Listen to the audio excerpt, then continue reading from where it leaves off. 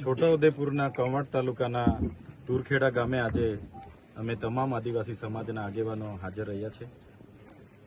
જે પરિવારની યુવાન દીકરી જે સગર્ભા હતી, પ્રસૂતિની પીડા થઈ અને અહીં રોડ રસ્તાની સુવિધા ન હોવાને કારણે, આરોગ્યની સુવિધા ન હોવાને કારણે, એમ્બ્યુલન્સની સુવિધા ન હોવાને કારણે ગામના યુવાનો એને ઝોલી કરીને લઈ જતા હતા અને રસ્તે જ્યારે એનું દુઃખદ મૃત્યુ થયું છે ત્યારે એમના પરિવાર પર આવી પડેલા દુઃખમાં એમને પ્રકૃતિ શક્તિ આપે અને એમની આત્માને શાંતિ આપે, એના માટે અમે સૌ અહીંયા એમની મુલાકાતે આવ્યા છે।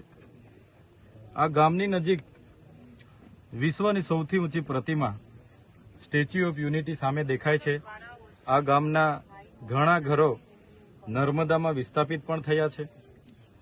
સરકાર એક બાજુ આઝાદી કા અમૃત મહોત્સવ મનાવે છે, મહિલા સશક્તિકરણની વાત થાય છે, સમાનતાની વાત થાય છે, તો આ એક વરવી વાસ્તવિકતા છે। ગામમાં આવીને અમે જાણ્યું કે અગાઉ પણ આવી રીતના 3 થી 4 બનાવો આવી રીતના જ મરી ગયા છે।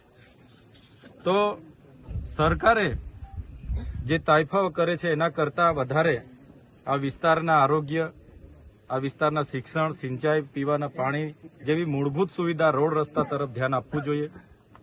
અમે ઘણા દુઃખી છે। અમે પોતે આ ઘટનાથી શરમથી અમારું માથું નમી જાય છે, છતાં આ પરિવાર પર આવી પડેલા દુઃખમાં એની નાની દીકરી જે આ 5-6 દિવસની છે એની વેદનાનું તો અમે બધા કલ્પના નથી કરી શકતા, પણ પરિવારની અમે સાથે છે। સરકારને પણ અમે કહીશું, અહીંના ચૂંટાયેલા પ્રતિનિધિઓ જે શાસક પક્ષમાં છે એમને પણ અમે કહીશું કે સામાજિક રીતે આ પરિવાર સાથે બધાએ આવીને ઉભા રહેવું જોઈએ।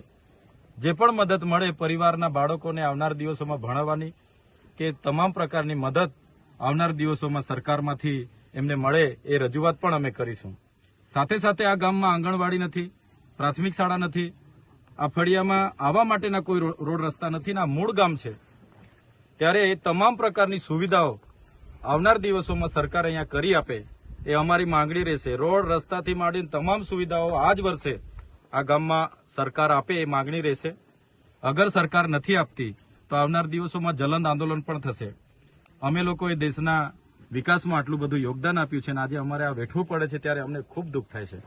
એટલા માટે જલંદ આંદોલનો પણ થશે અને અમે આ ગામમાં જે પણ મૂળભૂત સુવિધાઓ બાકી છે પૂરી થાય એવી સરકારમાં માંગણી પણ કરવાના છે। હાઈકોર્ટે શું મોટો